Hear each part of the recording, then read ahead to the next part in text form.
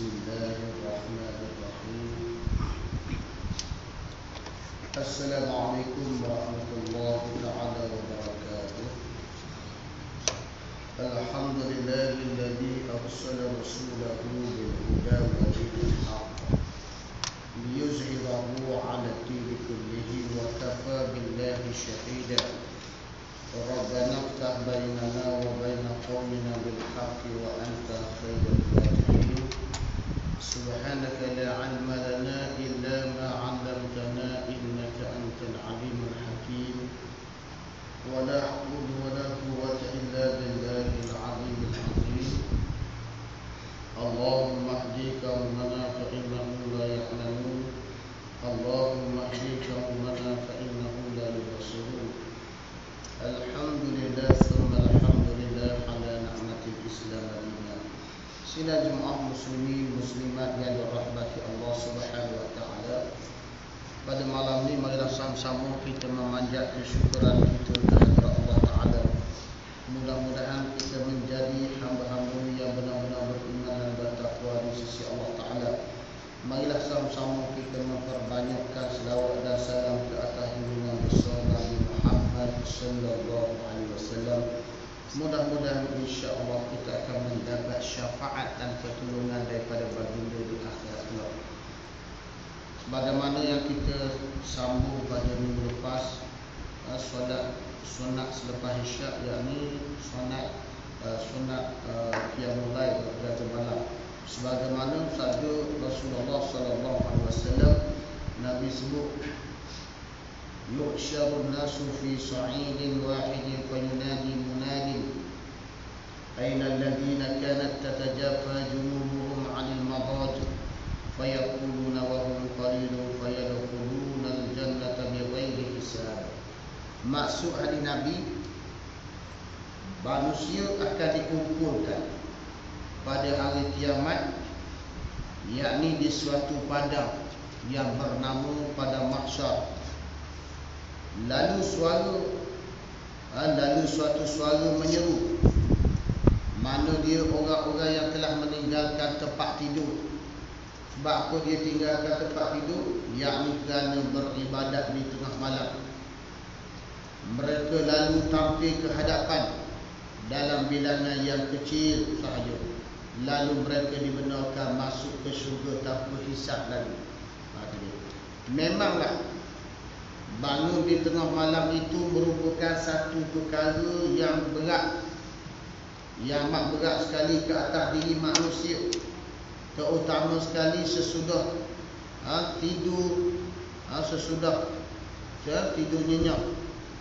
Akan tetapi ia boleh menjadi ringan bila telah dilazimkan dan dibiasakan, serta bersabar atas kesukarannya dan memaksa diri pada permulaan.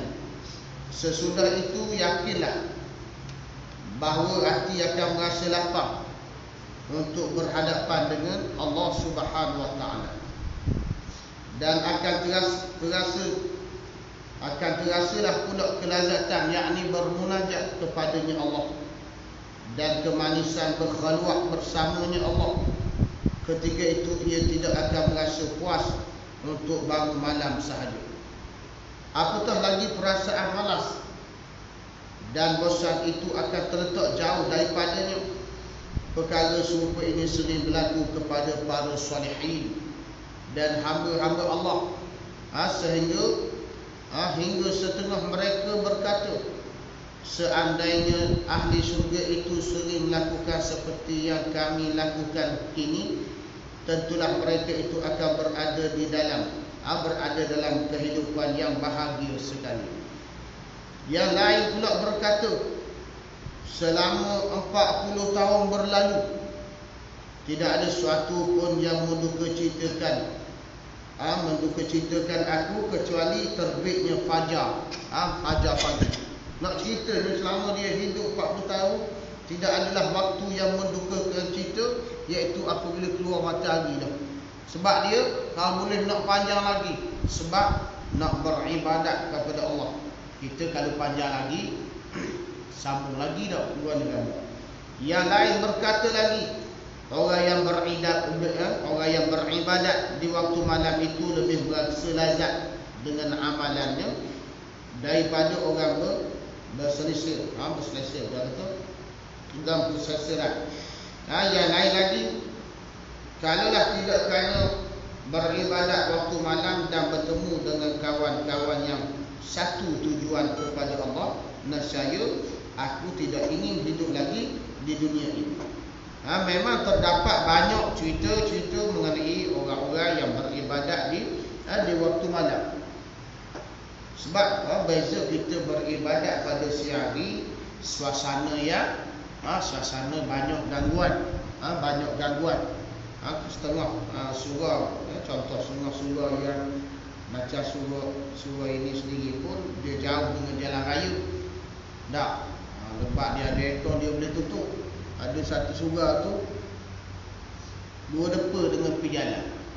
Allahu Akbar, preng, opik pula dah. Lepas tu kawasan lori balok, lepas tu kawasan lori atu. Nak mengajar, nak semayang, diganggu dengan bunyi-bunyian kenderaan, baik tayar 2, tayar 4, tayar 5, nak macam-macam, nak ganggu. Kalau kita pada waktu malam, suasana manusia dibuang mimpi, manusia tidur dah. Kenderaan tak banyak. Kalau bunyi pun sekali-sekali lah, ambulans, MJCK dah, orang nak beranak, contohlah kemalangan. Waktu malam manusia apabila beribadat pada waktu malam, suasana yang tenang, suasana anak-anak, isteri tidur dah, ada bising dengan nyanyian ke, percakapan ke, perbualan, permainan yang boleh mengganggu sembahyang kita.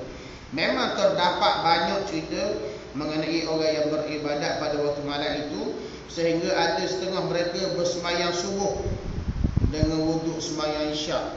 Dahsyat dah. Kita garik tadi dah molek, pergi sana perlu lalu. Bocor dah.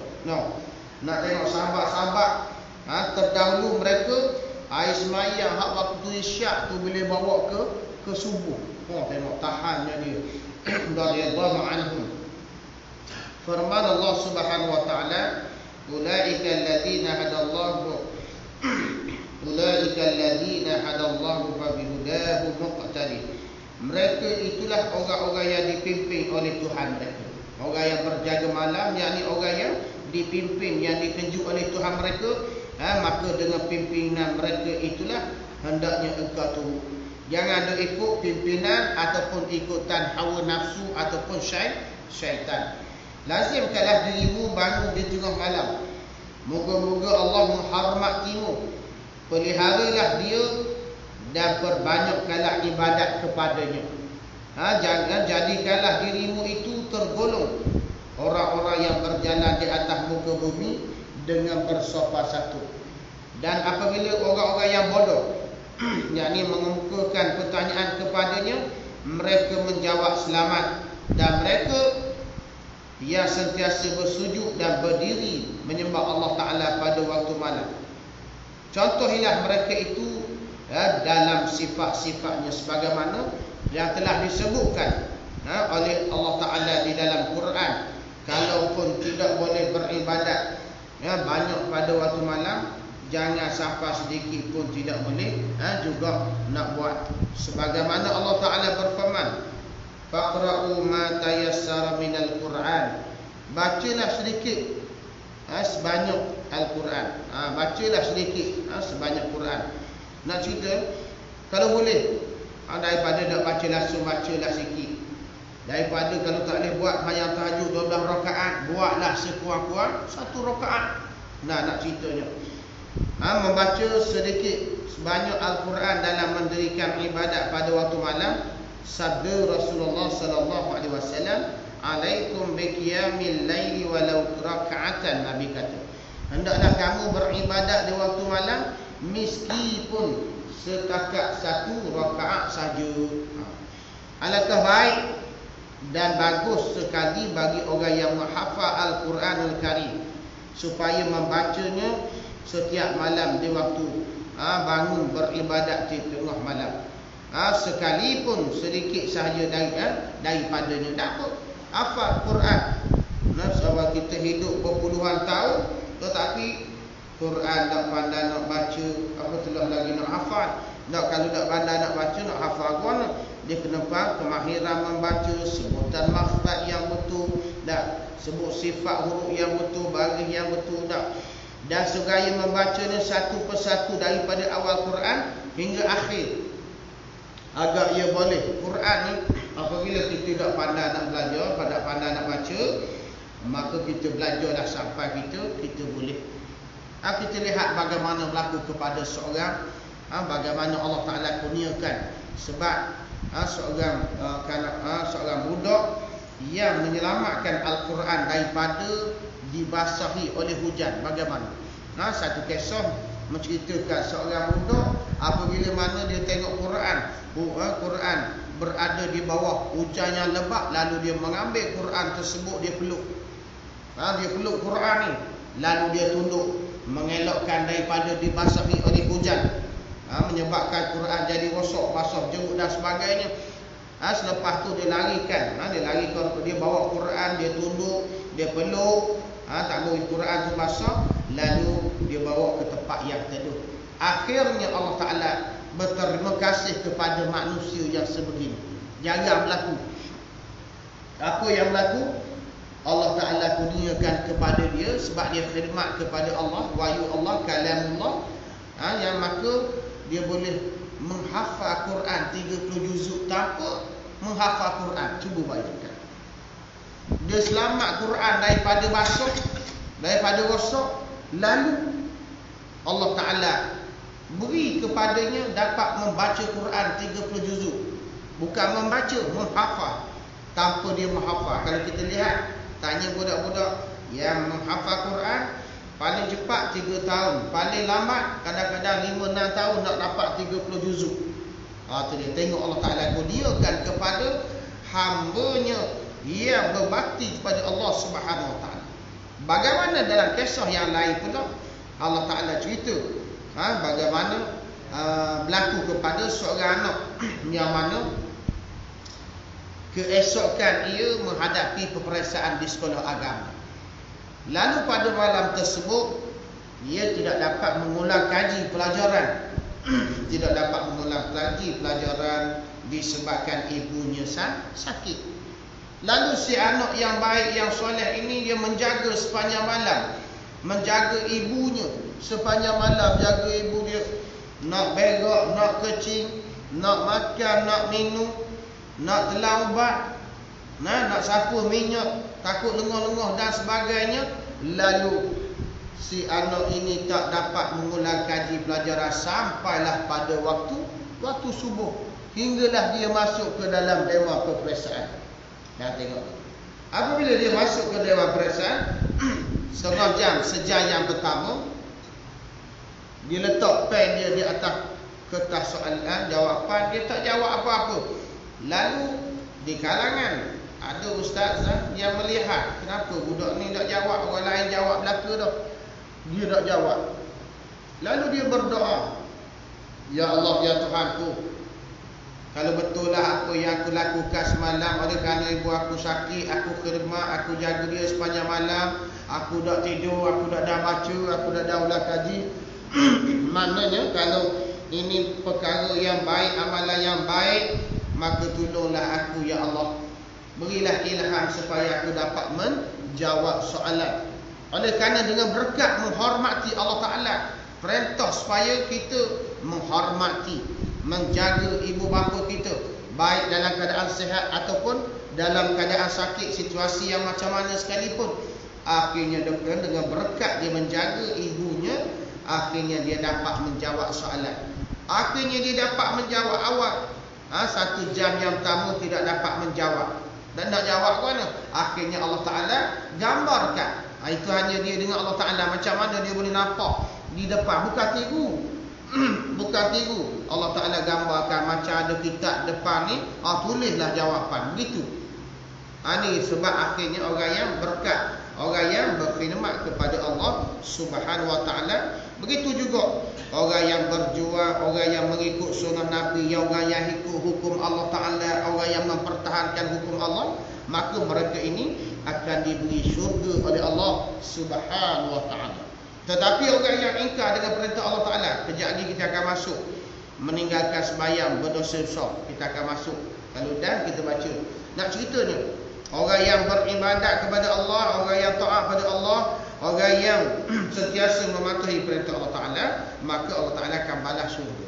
Orang yang ingkar, Allah Ta'ala akan balas neraka. Dan seterusnya dia kata apa? Alangkah baiknya dan bagus sekali bagi orang yang menghafal Al-Quranul Karim, supaya membacanya setiap malam di waktu bangun, beribadat di tengah malam, sekalipun sedikit sahaja darinya, seraya membaca satu persatu dari awal Al-Quran hingga akhirnya Al-Quran. Agar ia boleh mengkhatamkan Al-Quran itu di dalam ibadat di tengah malam. Baca Quran ni bukan kita kata hanya ditumpukan kita sebab kita beribadat. Ibadat kita bermusim. Mari surau ke masjid bermusim, memenuhi surau masjid bermusim hanya setahun sekali di bulan Ramadan. Bulan Ramadan. Habis dia Ramadan tu pun ramai pun malam minggu yang pertama. Minggu yang pertama ramai. Masuk minggu yang kedua, fasa kedua seret dah. Masuk fasa ketiga, tinggal Tok Iman, Tok Bilal. Tu pun 4 rakaat je tarawih. Sebab Tok Iman tak boleh pergi baju Melayu dengan kain sapi. Ke Kuala. Nak cerita ni. Ni kita beribadat bermusim, tadarus bermusim, baca Quran bermusim dah. Jangan bacalah di paginya, bacalah pada waktu malam sebelum kita tidur, ataupun selepas subuh, ataupun sebelum kita nak memulakan kerja. Sementara kita nak buka komputer ataupun kita nak buka fail memulakan kerja, buka dulu Quran. Sebaik-baik Quran, baik Quran sebiji, lepas tu ada tafsir ataupun Quran tafsir di atas meja kita, yakni di pejabat kita, di tempat kita kerja satu, lepas tu di rumah kita. Barulah mudah kita baca. Dan di dalam kenderaan, sambil-sambil kita balik ke kampung, kita pergi ke mana saja, Quran ada dalam kereta. Sementara kereta nak berjalan, ambil kereta nak jalan dulu. Dalam kereta traffic jam ke macam mana, ambil Quran baca dan sebagainya. Sekurang-kurang kita boleh membaca Al-Quran sentiasa. Pada sebulan sekali. Tengok dia kata apa? Baca Quran supaya apa? Agar ia boleh mengkhatamkan Al-Quran itu dalam ibadat di tengah malam. Pada sebulan sekali. Tak boleh baca, tak boleh khatam sekali, ataupun setiap 40 hari sekali, ataupun kurang ataupun lebih di waktu daripada itu, menurut kecergasan dan kedaya upayaannya. Tengok macam mana dia boleh menguasai Quran macam mana. Jadi lazimkan kita sentiasa membaca Al-Quran, berkawan dengan Quran, mendampingi Quran. Siapa yang tak kenal Quran, di alam barzakh, di akhirat, Quran tak kenal dia. Itu dia. Dan seterusnya dia kata apa? Lazimkan, atau tajuk seterusnya, lazimkan yang sedikit dari banyak yang terputus-putus. Dia kata baik hak sikit-sikit, walaupun buat 2 rakaat, 1 rakaat, tapi dia buat sama. Time dia rajin buat 12, time dia malas 2 bulan pula dia buat. Terputus, tak mau. Ingatlah bahawa sedikit amal yang tetap adalah lebih utama dari banyak amalan terputus. Sabda Rasulullah sallallahu alaihi wasallam, ahabul a'mali ila Allah adwamuha wa in qalla. Sebaik-baik amal yang dituju kepada Allah ialah yang kekal. Allah Ta'ala suka yang konsisten, yang istiqamah, yang kekal. Walaupun sikit. Sedekah tiap hari walaupun sikit, RM1 sehari ke RM10 sehari, nak tunggu 2, 3, 4 ribu, nak tunggu 10 ribu baru sedekah. Tak. Dia nak kena amalkan setiap hari. Sebaik-baik amal yang dituju kepada Allah, kata hadis Nabi, ialah yang kekal. Kekal membaca Quran, kekal beribadat, kekal dia bersedekah sekalipun sedikit. Biarlah anda jadikan wiri. Wiri itu anda itu sebagai amalan yang tetap, yang anda melazimkan diri membacanya pada setiap hari. Ataupun balik lepas isyak ni, lepas makan malam, sebelum tidur, selesaikan urusan lain, sebelum tidur ambil Quran baca. Ataupun besoknya pagi subuh baca. Setiap hari baca Quran. Jika luput, mudah pula anda mengqadakannya. Luput baca Quran, kita ni sebab urusan dunia, kita lebih mementingkan urusan dunia daripada akhirat. Saya kalau dok gatih basikal, set-set li tua ke li muda? Nampak tu. Set-set gatih basikal. Ada sahabat-sahabat anak tu. Hak naik lalu dia kata, ustaz hak main ngaji rumah, dia kata apa? Basikal saya hak rumah tu 3 butir. Sebetulnya anak mau beli motor modernas. Dia kata basikal saya sutir nak sama dengan motor start 3 butir. Motor start 3 butir, sutir 4,000. Dah kalau 3 butir, berapa? Sama dengan basikal ni. Tiap kali dia kena kayuh stamina dia lah. Dia ada kelak, dia kelak basikal. Dia kayuh 50 meter, 50 kilometer. Dia kayuh daripada ibu pun. Saya tak boleh kalau tak boleh kayuh. Saya tak boleh kalau tak boleh kena kopi air pen. Saya tak boleh kalau tak kena tokak ali. Saya tak boleh kalau tak itu, tak ini. Tapi ada tak? Saya tak boleh kalau tak selawat sehari jadi pening. Saya tak boleh kalau tak baca Quran. Saya kalau tak derma hari ni rasa macam tahu berhutang rasa. Saya kalau tak semayang Jumaat di surau rasa sedap-sedap nak mayang. Nak cerita dia tak ada hak gitu. Kita takut luput. Apa dia kata apa? Biarlah anda jadi wiri anda itu sebagai amalan yang tetap. Membacalah Quran tiap hari. Semayanglah berjemaah sebaik mungkin. Sedekahlah setiap hari. Yang tetap, yang anda melazimkan diri membaca pada setiap hari. Jika luput, mudah pula anda qadakan, sehingga diri anda biasa dengannya dan rajin membuatnya. Buat perkara ni bukan untuk orang lain, untuk kita ni, saham-saham kita ni. Supaya kredit. Tu dia. Supaya kita dapat dengan amalan ini dapat masuk syurga Allah Subhanahu wa taala. Dan tidak pula anda meninggalkannya kecuali anda uzur sahaja. Tu dia. Adalah diriwayatkan bahawa siapa yang tertidur sebelum baca juzuk, dia kata apa? Juzuknya daripada Al-Quran. Dia kata apa? Ataupun berapa ayat yang biasa dibaca sebelum tidur. Lalu dibaca pada waktu antara subuh. Sebelum tidur dia baca. Tetapi dia sebab dia uzur ataupun sebab-sebab tertentu tak ada nak baca, tiap malam dia baca semua. Akhirnya tak ada, dan dia baca subuh dan zuhur, dicatat baginya pahala seperti ia membaca pada waktu malam. Biasa dia baca malam sebelum dia tidur. Tapi hari itu dia uzur, dia sakit, akhirnya tak dia nak baca. Dia baca besok selepas subuh hingga zuhur, maka dicatat juga amalan dia sebagai dia membaca pada waktu malam. Demikian pula jika ia terhalang dari bangun di tengah malam disebabkan uzur yang benar, umpamanya sakit dan sebagainya, lalu ia sembahyang qada, sembahyang qada pula pada waktu siang, maka ia akan mendapat perlindungan Allah pada hari itu. Kita masuk sikit dah. Habis ni meninggalkan sembahyang dosa besar. Ketahuilah bahawa meninggalkan sembahyang fardu itu merupakan dosa yang paling besar, mungkar yang paling buruk, dan haram yang paling dahsyat sekali. Antara fardu-fardu yang lain diwahyukan oleh Allah Ta'ala melalui malaikat Jibril AS. Tapi bab sembahyang ni Nabi kena ngadak Allah Ta'ala, kena pergi ambil sendiri, kena mohon sendiri dalam peristiwa Isra dan Mi'raj. Naik jumpa di Sidratil Muntaha, terima fardu solat. Sebanyak mana peringkat awal? Sebanyak 50 waktu. Allahu Akbar. Kalaulah, cuba bayangkan, kalaulah tidak diskaun, dipotong 50 waktu.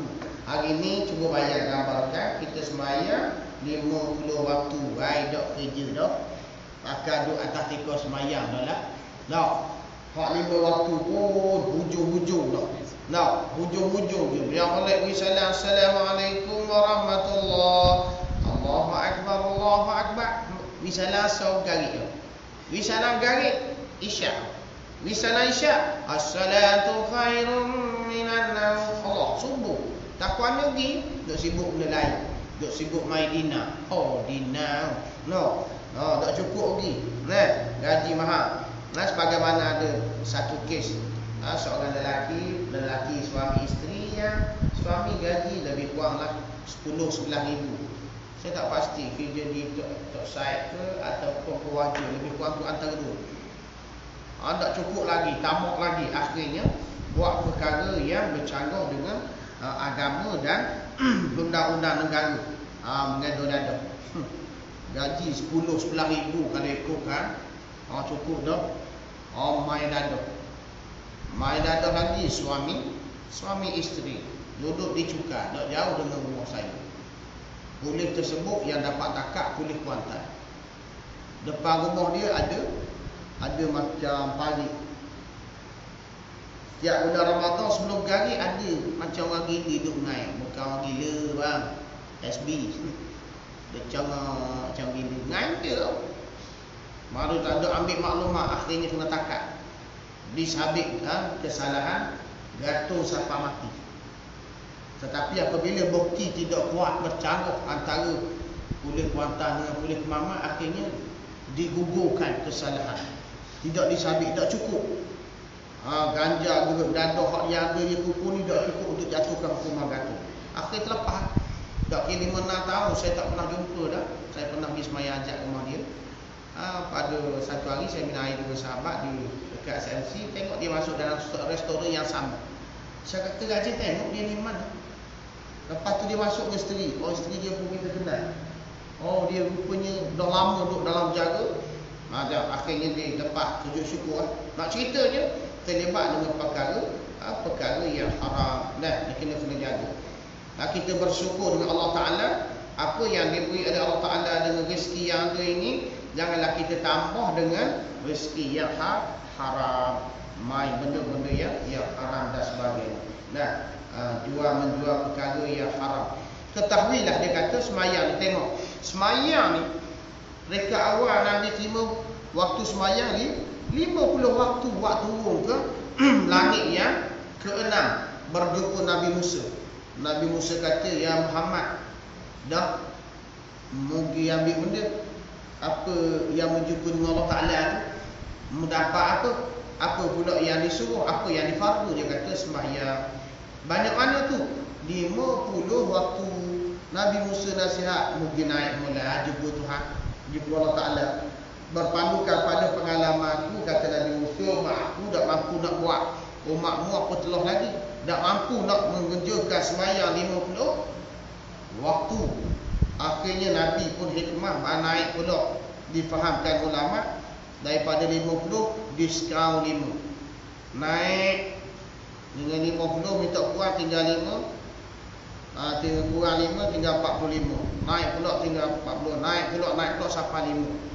Sampai 5 tu tinggal 5 waktu. Nabi Musa kata pergi naik, tak mampu lagi buat ni. Nabi Musa baca dia tak mampu. Nabi Muhammad kata, malu dah. Kalau kita pergi kedai harga RM50, ni kurang sampai RM5. Nak kurang lagi RM2. Waktu haji ni pakai baju Petronas kena kusuk lah. Dah, dia orang minyak dah. Nampak tu. Kena kuknya RM50, tawar RM5, lepas tu tawar pula RM2. Nabi Muhammad dah naik turun, naik daripada 50 waktu sampai 5 waktu. Nabi Musa kata pergi naik, tak mampu ni. Nabi Musa kata tak usah dah. Nabi Muhammad kata tak apa dah. Malu dah lah weh. Banyak dah ni. Walaupun begitu kita mengerjakan 5 waktu, tapi pahalanya seperti 50 waktu. Nak ceritanya, ada banyak hadis-hadis sahih yang diriwayatkan daripada Rasulullah sallallahu alaihi wasallam yang menghukum kafir. Berat orang tak sembahyang, yang menghukum kafir terhadap orang yang meninggalkan sembahyang. Itu dia. Antara hadis-hadis itu ialah hadis yang berikut. Nabi sebut apa?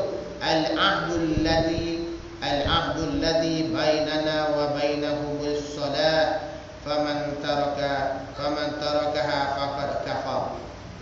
Janji setia antara kita dengan mereka ialah sembahyang. Janji setia antara kita dengan mereka ialah sembahyang. Barang siapa meninggalkan maka kafirlah ia. Orang tak sembahyang, orang Melayu tak sembahyang, yang ngaku dia Islam, dia tak sembahyang dalam hidup. Ada seorang sahabat saya dia. Itu sebabnya kita nak cari isteri, nak cari suami, nak berkeluarga, carilah yang ada agama. Ada seorang sahabat saya, dia orang Kedah. Dia berkahwin bukan nak buruk-burukkan orang tempat mana. Isterinya orang Besar. Akhirnya berkahwin, isteri dia seorang cikgu. Berkahwin, akhirnya dia mengeluh, dia kata, Ustaz, Allah anak keju.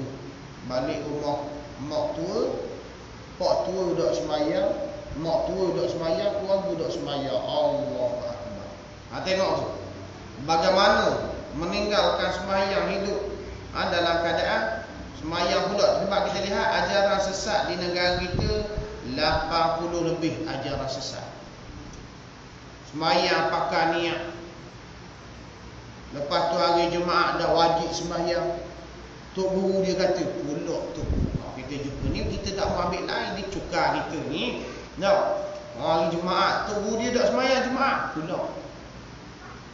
Dah yang ada ayat Quran tu surah Jumaat. Ya ayyuhalladzina amanu idza nudiya lis-salati yaumil jum'ati fas'au ila dzikrillah wa zarul bai'. Apabila dah sampai masa dah suruh Allah Taala tinggalkan segala urusan jual beli, gilah sembahyang. Siapa yang lelaki berjual beli pada waktu sembahyang Jumaat haram, walaupun kedai dia, barang dia, minimarket dia, nak ceritanya tetap haram, tinggal urusan kepada perempuan anak kita. Dan Nabi sebut lagi dalam hadis dia, man taraka salata muta'ammidan faqad kafara jihara. Siapa yang meninggalkan sembahyang dengan sengaja, memang sengaja, maka ia telah kafir terang-terangan. Jihara ni terang. Hadis yang lain lagi, masa hidup tak mau sembahyang, tapi masa mati susah duk cari orang sembahyang. Orang cari orang sembahyang, cari pondok tu, cari ma'had ni, cari jemaah tu, nak suruh orang sembahyang ni sekali tu. Masa hidup 40 tahun, 50 tahun, tak pernah fikir untuk sembahyang. Mata man tarakas salata muta'ammidan faqad bari'at minhu zimmatullah wa zimmatul rasulin. Dia kata apa dalam hadis ni? Siapa yang meninggalkan sembahyang dengan sengaja, kata Nabi, maka terangkatlah perlindungan Allah. Zimmatullah ni, zimmah ni pertolongan Allah dan pertolongan Rasulnya. Allah Ta'ala akan tolong. Allah Ta'ala jangan kalau kita jangan kita hina perintah Allah Ta'ala, kita ingkar perintah Allah Ta'ala dan sebagainya. Sabda lagi, man hafaza ala salati kanat lahu nuran wa burhana wa najatan yawmal qiyamah wa man lam yuhafiz 'alaiha lam takun lahu nuran wa la burhana wa la najata wa kana yawmal qiyamati ma'al fir'aun wa qarun wa hamana wa abu wa ubay bin khalaf. Tengok Allah berat hadis ni terang dah jelas dah. Dia kata apa? Siapa yang memelihara sembahyang, dia jaga sembahyang dia 5 waktu, dia tak baca, sembahyang dia cukup waktu. Siapa yang memelihara sembahyangnya 5 waktu sehari semalam, dia akan diberi cahaya wajahnya. Cahaya bukti dan keselamatan hari, buktinya keselamatan hari kiamat. Siapa yang mengabaikannya, yakni meninggalkan sembahyang, dia tidak akan diberi cahaya. Orang yang sembahyang ni, orang yang sembahyang, sebelum dia sembahyang, dia ambil wudu, dia dah mandi, dah bersuci, dia ambil wudu, dia basuh tangan dia bercahaya. Lalu Nabi di akhirat kelak, Nabi panggil dia ummati, umatku, mari minum, ummati, mari sini ummati. Panggil. Jibril kata, wahai Muhammad, mu kenal tak umatmu? Nah, mu kenal dak umatmu mu panggil tu dia dak rajin bersemaya jemaah denganmu. Dak berbuka puasa denganmu, berjuang denganmu. Dak kita kenal ke dak? Dia kenal dak kita.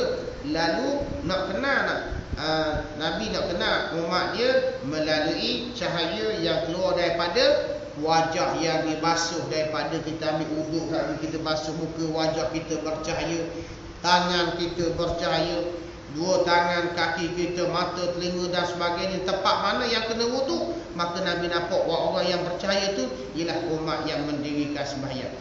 Dan orang yang meninggalkan sembahyang tak ada cahaya.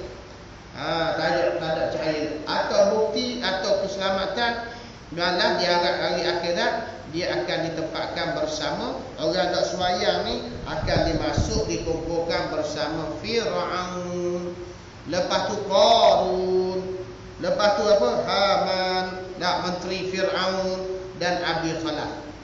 Kenyataan tentang hukum kafir orang yang meninggalkan sembahyang itu telah diriwayatkan sendiri oleh Rasulullah sallallahu alaihi wasallam, bukan sahabat, bukan tabi'in, tapi dinyatakan sendiri oleh Nabi sallallahu alaihi wasallam.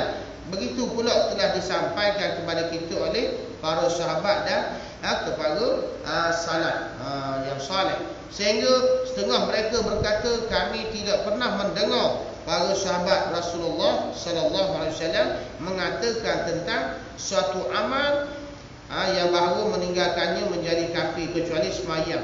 Nabi dah kata tinggal puasa kafir, tinggal mengeluarkan zakat kafir, tapi bab sembahyang Nabi tekan sebab Nabi sendiri dia ambil. Nabi sendiri dia ambil. Sebab hari ni kajian statistik negara kita, khususnya negara Terengganu, orang yang mendiri sembahyang baik remaja, orang tua, muslimin, muslimat, hanya yang sembahyang penuh 25% saja. Sembahyang penuh 5 waktu sehari semalam, semua golongan yang muslim 25%. Maknanya 75% ramai tak sembahyang. Dan saya sendiri pun apabila diamanahkan oleh guru untuk bersama pelajar di program sekolah, cuba bayangkan tingkatan 1, 2 dan 3 hari pertama hari Rabu saya buat program. Sebelum saya masukkan dalam ceramah saya tanya dulu antara pelajar 1, 2, 3 ni 300 orang pelajar. Kita tanya dengan ikhlas, bukan nak otak, bukan nak apa. Menjawablah lepas Tuhan kamu. Dengan ikhlas cuba jawab. Cuba angkat tangan orang yang sembahyang subuh tadi. Cuba bayangkan 300 orang, 60 orang dia angkat tangan yang dia sembahyang subuh. Dah kali 300, 60 orang je. Mana 240 orang tak sembahyang. Tak kejut, mak tak kejut. Itu awak alasan. Esok pula program tingkatan 4, 5, 6. Lebih kurang jumlah yang sama.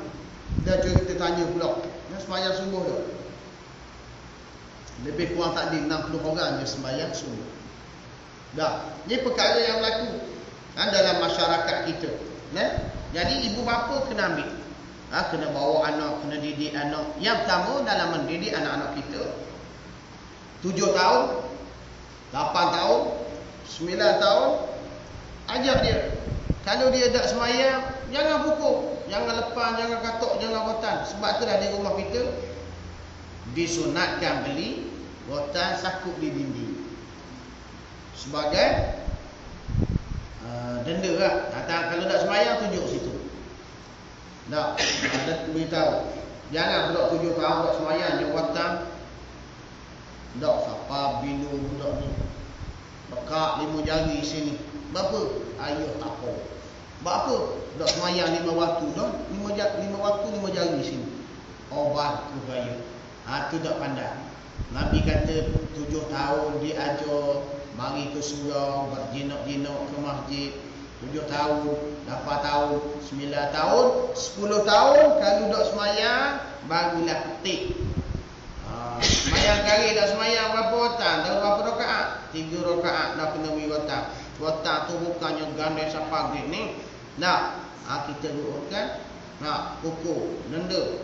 Nak cerita ni latihan dibuat perlu. Jadi sahabat kata, kami dah pernah dengar kecuali buat semayang ya, dan siapa tinggal semayang Nabi kata kafir. Tapi kan tinggal dah puasa Nabi dah kata kafir. Tengok Nabi susah payah pergi menerima fardu salat, berjumpa dengan Allah Subhanahu wa taala. Lantaran itu waspadalah. Sekali dia kata waspadalah, dan sekali lagi waspada wahai anda dari meninggalkan sembahyang. Sibuk setara mana pun sembahyang, atau sebahagian dari sembahyang dia kata, atau sebahagian dari sembahyang kiranya anda terus meninggalkannya. Dia kata ceritanya, dia kata waspadalah. Waspadalah, dan sekali lagi waspada wahai anda dari meninggalkan sembahyang atau sebahagian dari sembahyang kiranya anda terus meninggalkan juga. Nescaya anda akan binasa bersama orang-orang yang binasa. Orang yang tak sembahyang ni Nabi kata akan ditempatkan mereka bersama Fir'aun, akan dihumbarkan dalam neraka bersama Qarun, akan bersamakan Haman, yakni menteri Fir'aun, dan juga Abi Talib, pokok-pokok orang munafik ni. Jadi kita kena ajar diri kita, anak kita, isteri kita ambil berat. Jangan buat ringan je, buat mudah-mudah. Hari ni kita lihat ramai. Sebab apa berlaku jenayah? Sebab apa berlaku perkara mungkar yang banyak? Sebab mereka tidak beriman, mereka tidak mengenal Allah Ta'ala. Apabila dia semayang, dia taat Allah Ta'ala, maka hati dia bersih, maka dia akan takut melakukan perkara-perkara mungkar. Lepas tu tajuk seterusnya, ni kita baca minggu depan ni, menganjur anak isteri supaya memelihara sembahyang. Begitulah sebab kita di dalam konteks rumah tangga, dari segi masakan, menyediakan makanan, isteri masak, suami makan. Isteri baju, suami minum. Suami imam, isteri makmum. Yang dahsyatnya, isteri semua jadi imam, tok laki makmum. Berat sungguh. Abang tak erti, nanti abang belajar. Allah tak tahu. Akhirnya isteri pun bengang. Isteri kata biar abang duduk belakang pula, 20 tahun awal kahwin. Asal semayang fardu je, abang baca kuliah ayyuhal kafiru keluar Allah.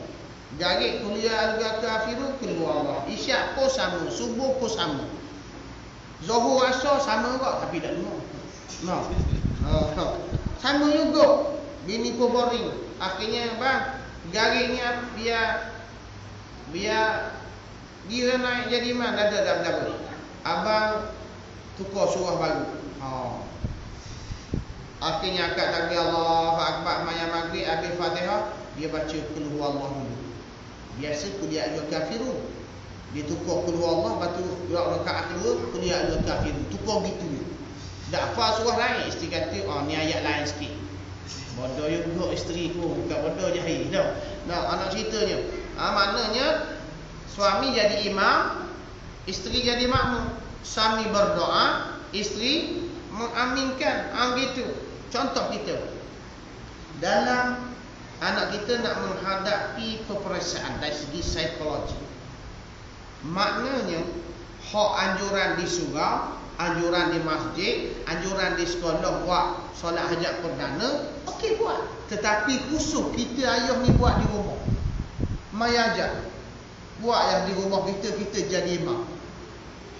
Itu lebih afdal. Hak buat surah masjid di sekolah buatlah, baca Yasin. Tapi yang lebih penting, susah apa? Jangan mai ajar. Tak baca kuat. Baca Fatihah, kuliah 3 kali. Rakaat kedua pula Fatihah, keluar Allah 3 kali beres. Tapi hak yang mahalnya akad tangan tu. Ya Allah ya Tuhanku. Kalau tak boleh bahasa Arab pun bahagi Melayu pun. Yang akhir sekali, ya Allah ya Tuhanku, bukalah pita hati anak aku supaya mudah menjawab periksa. Nama dia Muhammad Tawil. Tawil apa Muhammad Tawil? Panjang. Muhammad Tawil bin Qasir. Anak dia panjang, ayah dia pendek. Dah macam orang dulu lah. Lahir dia anak, ayah dia lahir hari Jumaat, anak dia lahir hari Khamis.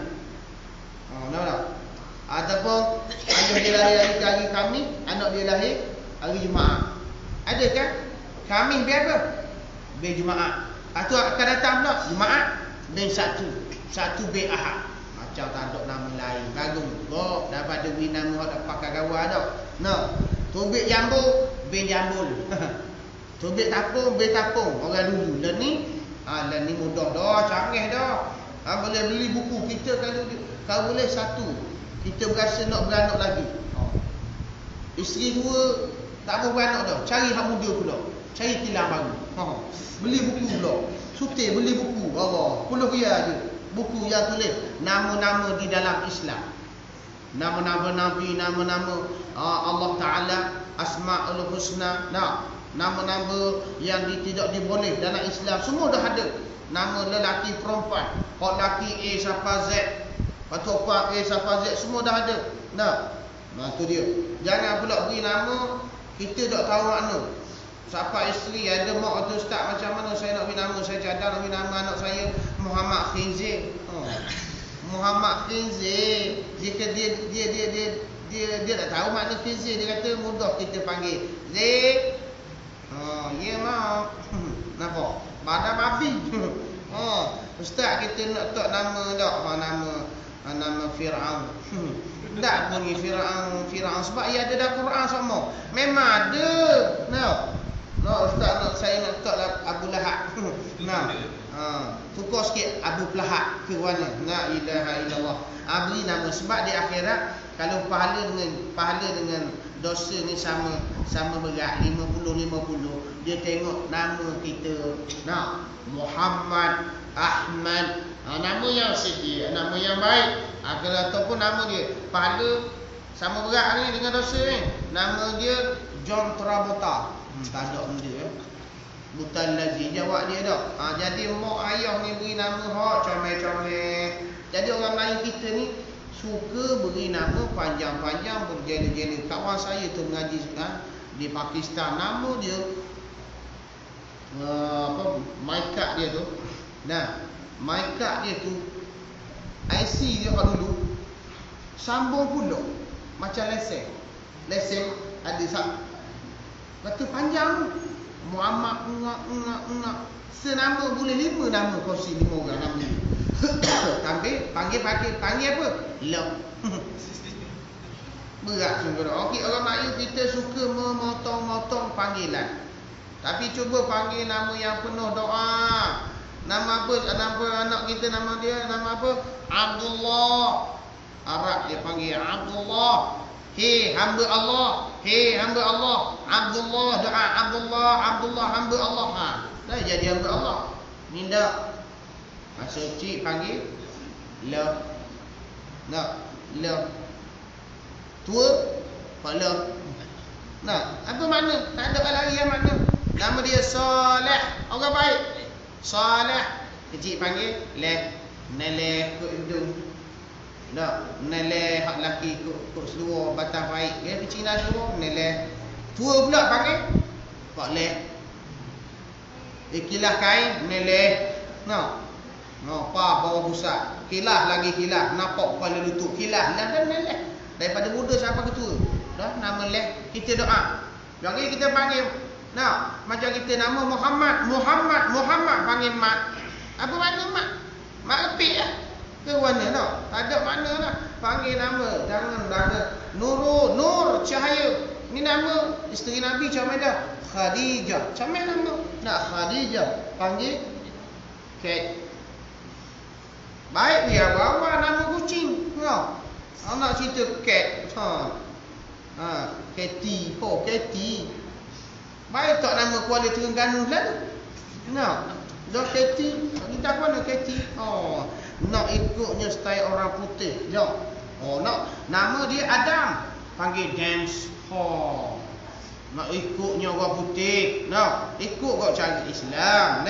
Jadi gitulah. Panggilan ni doa. Doa. Kita tengok anak-anak pelajar baik sekolah rendah, sekolah menengah, nama comel dah. Tapi panggilan tu sahabat saya, nama dia anak dia paling pendek. Dia sebut apa? Doa. Doa. Pendek. Tapi dia panggil apa? Ke burung berulang belum kagak tu gitu. Apa makna? Jadi kita dah dalam Islam ni ambil kira berlaku dah. Ambil kira. Sebab apa nama ini kita panggil anak-anak kita nama kita panggil solehah. Orang baik ya soleh. Saya pun kita suka panggil belajar-belajar nama yang penuh-penuh. Muhammad yang terpuji, Ahmad. Nah tu dia yang baik. Contohlah. Dan jangan beri nama-nama nama apa? Wati, comel tak Wati? Megawati. Oh, Wati kan? Nah. Tak comel. Nama ada nama Muhammad Zani. Zani tu apa? Zina. Muhammad comel dah. Sebab orang dulu dia tak tahu kala. Karena kita nasihat dah tukar lah. Tak supoh balik. Tak mudah apa. Kalau Tok Kodi kata apa nak tukar nama? Tak mudah Tok Kodi nama ni sama dengan tak. Kena tengok nama mempengaruhi seseorang. Sebab dulu kita tengok orang-orang dulu. Sahabat saya dia nama Fauzi, tapi panggil Soleh. Orang dulu kan budak nangis tau. Nama panggil nama dia Fauzi. Akhirnya tukar nama dalam IC Fauzi tapi panggil Soleh. Ada apa bunyi Soleh? Ni panggil nama apa? Alba. Mama Alba. Ya tak? Nak ceritanya. Ni macam-macam lah. Jadi kita ambil lah beri nama-nama yang baik-baik, panggil yang baik-baik. Minggu depan kita masuk. Minggu depan minta maaf. Minggu depan kahwin kena klik kota baru. Hari Jumaat, Sabtu, Ahad, Senin, Selasa baru balik. Dia cuti dah. Cuti. Balik makan gula. Bukan kenduri. Bukan kenduri. Makan gula. Makan gula. Gula kau. Jadi minggu depan ada last lagi mesti kuliah lah insya-Allah. Minggu depan akan datang kita akan masuk tajuk dia menganjur. Menganjur anak isteri supaya memelihara sembahyang. Ni siapa dia? Pok dia. Ayah dia dah menganjur. Suami lah menganjur. Kalau dia dah nak pergi surat garis tadi, dia sembahyang jemaah dengan isteri dan anak-anak, berdoa di rumah. Dan jika wajib anda memelihara sembahyang, dah haram melalaikannya. Kata kita musafir. Musafir kita nak balik kampung. Kita ada kena belajar tentang jamak qasar, jamak tak takdim, jamak qasar, jamak saja, jamak qasar kena. Saya dah sebut, rasanya sahabat dah tahu orang yang nak musafir pada hari Jumaat ni banyak orang keliru musafir pada hari Jumaat. Musafir pada hari Jumaat, kalau dia turun sebelum subuh daripada rumahnya, kalau dia daripada Kedah ni, dia nak pergi ke Terengganu, musafir balik Kota Baru Penang, dia keluar daripada Kedah ni, dia semayang subuh mana? Semayang cari kat masjid hak wangi tu, masjid Pulau Serah.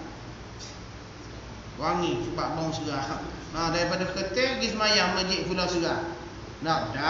Saya pernah turun daripada Cukar, sempat semayang subuh di masjid Pulau Serah. Tengoklah mana kita siapa yang pada hari Jumaat dia musafir pada hari Jumaat, dia turun sebelum subuh. Dia keluar daripada rumah dia tak subuh lagi, lepas tu dia semayang subuh. Jangan semayang subuh tengah jalan, baloi jangan beramal pendek umur. Semayang subuh tepi jalan, tepi sejid. Semayang mana? Saya semayang tengah jalan ustaz. Ramai mana orang mati? Nak ceritanya semayang. Siapa yang turun musafir pada hari lain tau, hari Jumaat saja. Siapa yang dia kaitan dengan hari Jumaat tu, semayang Jumaat tu. Orang yang musafir pada hari Jumaat, dia turun sebelum subuh, makna Jumaat tidak diwajibkan atas dia. Kalau dia semayang tak apa, semayang 2 rakaat, lepas tu semayang Zuhur, semayang Asar 2 rakaat ni jamak. Tapi orang yang turun sebelum subuh, makna kalau dia dalam perjalanan, dalam highway ke dia pergi, susah nak cari sejid, dia tak semayang Jumaat, dia jamak dengan Zuhur dengan Asar dan tu tak apa. Sebab dia tidak diwajibkan, sebab dia turun. Tengok benda yang keadaan yang nak kena faham. Macam orang yang pada Jumaat dia turun selepas semayang subuh, dia semayang subuh di rumah dia. Lepas tu pukul 7, pukul 8 dia pun turun balik Kota Baru Penang. Maknanya masuk je waktu Zuhur, Jumaat dah masuk, dia kena cari, kena berhenti. Sebab dosa kalau dia tak semayang Jumaat. Ni keadaan yang berbeza. Berbeza. Ramai orang hak dak yang dak apa? Dak berapa mengaji kat tu dia tak faham. Satu lagi saya nak sebut. Sila ada masuk. Ada nak tanya. Dak dengar. Dreba. Kalau kita naik bas. Naik bas. Bas dak berhenti. Mana kita kan bodoh dreba kita nak semayang. Ada setengah dreba hak uti bahasa dia semayang. Yang dak semayangnya bas je. Makna dia turun semayang. Dreba yang setengah pas kita besar. Kita nak berhenti di masjid nak semayang. Alhamdulillah ada dreba yang berhenti semayang. Ada dreba yang tak berhenti. Makna kita tidak dipertanggungan dah. Dah dosa tersebut dialah tanggung sebab dia kata kita nak berhenti sembahyang Jumaat. Jadi sebab itulah kita nak kena faham. Sembahyang Jumaat saya dah ulang banyak kali, mana siapa yang musafir dia turun sebelum subuh, mana Jumaat dia kalau dia terlepas dah aku. Tapi kalau dia turun selepas sembahyang subuh di rumah, maka dia kena berhenti sembahyang Jumaat. Sembahyang Jumaat lepas tu dia buat jamak lah dengan asar. Ni perkara yang kita nak faham. Satu lagi yang nak pesan setiap pada hari Jumaat sembahyang sujud sejadah. Kalau orang uzur tak apa lah.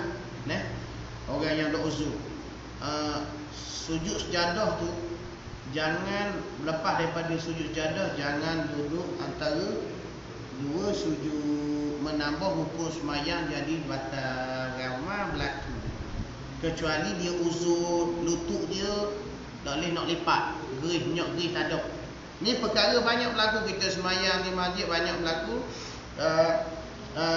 Habis je surah sejadah dibaca oleh imam, terus sujud, nak bangun tu dia duduk antara dua sujud baru dia bangun. Kecuali dia uzur, dimaafkan. Kalau dia tak uzur, boleh menambahkan rukun pula situ, betul pula. Dia kena sujud terus bangun. Dia nak kongsi lah dengan sahabat. Mudah-mudahan kita faham. Kita takut kita buat sesuatu tak bertepatan dengan agama, tidak dikira oleh Allah Subhanahu wa taala. A'udzubillahi minasyaitonir rajim. Bismillahirrahmanirrahim. Allahumma ja'alna minal maqbulin wa ja'alna minal mutatahhirin wa ja'alna min ibadika shalihin. Allahumma inna nas'aluka ridhaka wal jannah wa na'udzu bika min sakhatika wan nar. Allahumma innaka 'afuwun karim tuhibbul 'afwa fa'fu 'anna wa an walidina wa li jami'il muslimin wal muslimat bi rahmatika ya arhamar rahimin. Walhamdulillahi